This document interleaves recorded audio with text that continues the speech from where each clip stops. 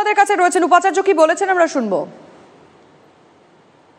বলছিলেন যে অনেকটা বাড়াবাড়ি হলে বিশ্ববিদ্যালয় নিয়ে কিছু একটা ভাবতে হবে, তারপরে আপনি অবশ্য জানিয়েছেন যে বন্ধ করার পক্ষে আপনি নন, যদি একটু বুঝিয়ে বলেন। হ্যাঁ, আমি বিশ্ববিদ্যালয় বন্ধ করতে কখনোই চাই না, এটা একদম প্রথম কথা পরিষ্কার করে রাখা ভালো। তার কারণ হচ্ছে আমি তো মনে করি যে আমাদের বিশ্ববিদ্যালয় একটা এক্সেলেন্সের পথে এগিয়ে চলেছে।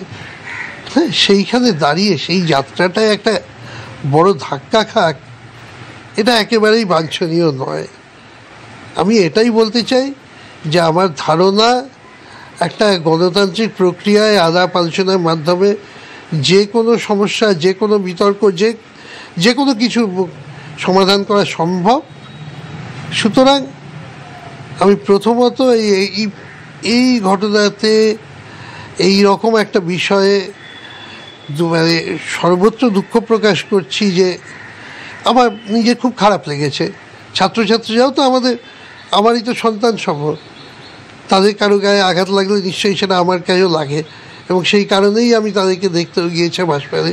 হ্যাঁ, এখনও চেষ্টা করছি খবরা আমাকে ডাক্তাররা কেউ আমাকে খুব একটা কেউ ইনভলভ করতে চাইছেন না, কিন্তু আমি বললামই যে আমি চাই সমস্ত জিনিসটা একটা সুষ্ঠুভাবে শেষ হোক। হ্যাঁ, এবং প্রত্যেকে সুস্থ অবস্থাতে থাকুক। এত বিশ্রী একটা অনভিপ্রেত ঘটনা, এটা যাতে ভবিষ্যতে আর কখনো না ঘটে। আপনি সেদিন ওয়েব কুপার যে বার্ষিক সাধারণ সভা ছিল সেখানে উপস্থিত ছিলেন। এই নিয়ে অনেকে বিতর্ক করছেন যে আপনি শিক্ষামন্ত্রীর পাশে গিয়ে কেন বসলেন, সেটা তো একটা দলের অধ্যাপক সংগঠনের প্রোগ্রাম, সেমিনার, ওটা দলীয় প্রোগ্রাম নয়। আমি এটা গিয়ে থাকি দলমত নির্বিশেষে। হ্যাঁ, দলীয় কেন, তার অর্গানাইজেশনের প্রোগ্রাম নয়। সেমিনারে আমার বক্তব্য তার সঙ্গে কোথাও মিলতে পারে, তার কোথাও না মিলতে পারে। সেমিনারে আমার তো ধারণা, সেমিনারে সবসময় আমরাও যখন সংগঠন করেছি সেইভাবে যে সংগঠনের সঙ্গে মতে মেলে না, তাদের যাদের মেলে সবাইকেই ডেকেছি।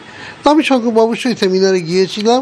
প্রোটোকল অনুসারে শিক্ষামন্ত্রী ক্যাম্পাসে এলে ভাইস চ্যান্সেলরকে থাকতে হয়, ফলত আমি নিঃসন্দেহে সেখানে গিয়ে ওনার সঙ্গে দেখা করে ওনাকে বলি। এটা উনি খুব পরিষ্কারভাবে সেটা বোঝেন যে যেহেতু আমি ওর সংগঠনের সদস্য নই, তাই এইখানে আমার পক্ষে এরপরে সভা যখন হবে, সাংগঠনিক অনুষ্ঠান, সেখানে থাকা সম্ভব নয়।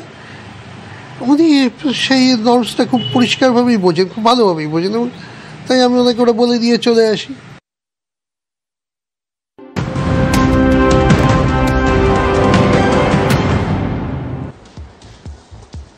আর এরই মধ্যে মুর্শিদাবাদ থেকে খবর আসছে, মুর্শিদাবাদ বিশ্ববিদ্যালয়ে অশান্তি, পড়ুয়াদের ক্যাম্পাসে ঢুকতে বাধা ডিএসওর।